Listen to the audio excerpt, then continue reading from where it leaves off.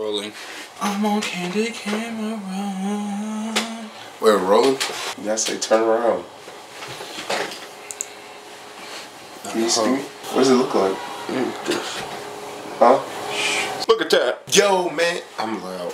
Yo, what's up, man? Welcome back. Style Madness. Episode 2. About to kick it off with the first topic. And what is the first topic? Episode 2. That's not the first topic. First topic. Topic is a crumble movement. Crumble movement. It's beef. It's beef. Topic number 1. Beef. This beef with the street runners. These niggas. You got Boy Bad, Problem Child, Swift, Problem Child, cause that's all I see. This nigga Swift posted, Little Tight Eyes got killed off, and if you have anything to say about it, run the rounds, or something like that. So I just, was like, you're not about that overhyped life. Trying to invite him in a little nice little way, a little creative way, to come to the overhyped, to battle anybody. So he goes on a separate post and says, you're not about that getting killed off life. YOLO. I replied like, of course I'm not about that getting killed off life. And you, Swift, nor Problem Child, is going to kill me off. Well, why don't you set that up with Problem Child and Knucklehead? Cool, I'll set that up. And he's like, you called him out. You just told me to set it up, but I called him out. That's what's up. Swift is like, I want Bino's rounds. Boy Bad was like, I want Enforcer's rounds. So it's looking like the street runners have been gunning for Street Kingdom. Well, welcome back, niggas. All crump though. It's gonna be fun. We're gonna get off on you niggas for sure. So we hope you guys come live. Street Runners versus Street Kingdom. Overhype on February 20th. It's going down. You know what? I just want everybody to know, not everything we say here is again about SK. A beef that I want to talk about. Talk about it, man. The beef that y'all seen on Facebook, hearing about it at the Revolution, Impact Feds.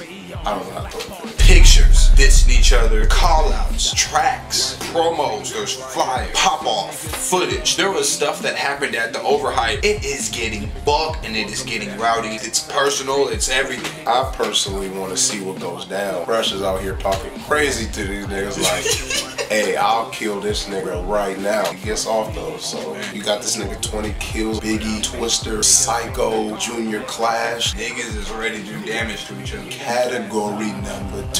Crump movement. Okay. Come on. Crump movement. We're always looking for crump footage all across the world. Like, we want to see all of it. The most recent stuff.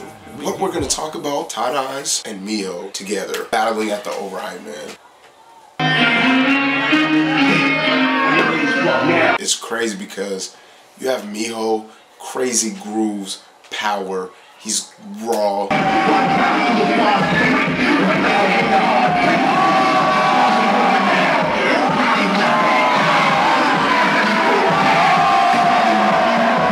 Eyes, flashy combos, quick, get off.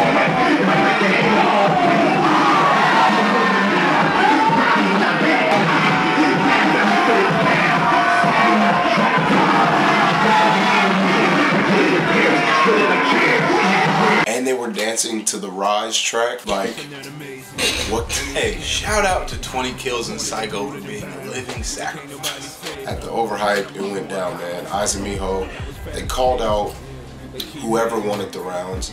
2 people wanted to take the battle, but Miho specially requested 20 kills and Psycho. Eyes and Miho were about to battle all 4 of them, but it didn't go down like that. It really was crump. And this nigga Eyes finished it off by going like 20 rounds, back to back to back to back. Number 3, Spotlight. This to me is tight because I always get excited for the girls in crump because they're so rare out here in California. I'm excited about this crump Spotlight. Buckness personified. Oh my God. Together like on a TV show. They just went on this TV show from where they're from. So they were on a... Keep that cup out of here, man. They were on a TV show called Got to Dance.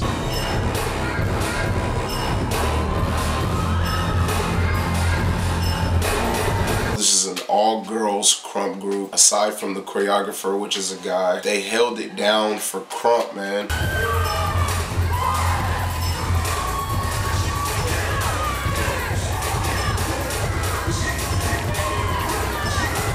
There's a couple of them that I spoke to who've only been crumping for like months or maybe a year. They got the 3 golden stars. Judges gave them a lot of high comments. Crump is not about violence. It's not about negativity. You can show that it's a style that you can say something with. We are here to go all the way in this competition. You just came on stage and said, this is what we do.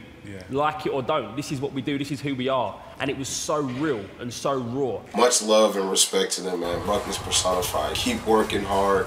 Keep pushing the crump movement. We see you. All of us from Street Kingdom Everything watched you it. do is recognized. We know it's hard, especially taking crump into the industry like that. Our crew has definitely done that, definitely respected, and you guys are in another country doing it, so I know you guys have to fight kind of harder. Big ups to you guys. Everybody, if you can, follow them, check them out. Maddness personified. All right, so here we go. The final crump questions. Okay, so my question is coming from ADub805. I seen your question and I would love to answer it. So your question is, what crumper beat you in a battle that made you step your game up and get better? Personally, I feel like I got destroyed at the Cage 3. That was like the first big wake-up call to me. That was embarrassing. They whooped me, and from there I was like, you know what, I don't ever want to feel this feeling again. So from this day forward, I'm going to take my lab serious. I'm going to give it my all, and I'm going to make sure I bring it harder every battle, because I never want to feel this feeling again. Of course, there were other people that I battled. That was the jumpstart one. Nope, I'll never be on the other end of this again. B-Dash and Rascal, that lost. Alright, my question comes from J. Will Up. Your question was, what made me want to be Tadai's little homie? The reason why I chose this question was because you did say little Stylber, so you asked me personally instead of just listening to questions. So I was like, you know what? He really wants that answer, so I'm gonna give it to him. Some people don't know who I was before Little Stylber. I was under this guy, started dancing about 2004. I was his first little homie ever. So I'm not gonna go through all the names I had under him because, you know, things have changed. The name that I finished with was Young Knucklehead. Shout out to Wrecker now, who is Young Knucklehead, Mad Roots. After that, I was just Basics for a while. Lil B-Dash, she was in a group called World Dropouts, which was something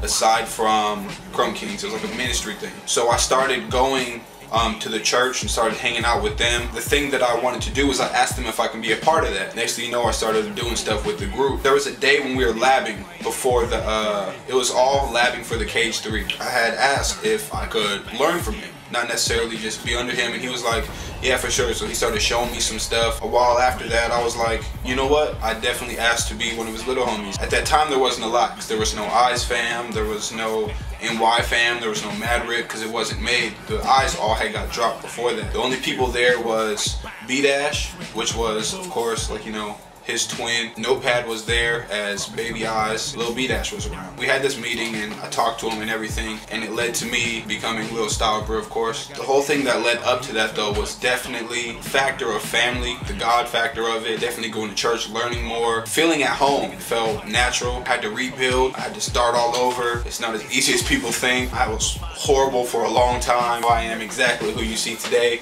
and I'm bucking people off regardless of what you guys think and all of your opinions. Hope you got a grill for all that beef. Style Maddness blog. Make sure you guys subscribe, like, share. Make sure you leave your questions as well on the YouTube comments though.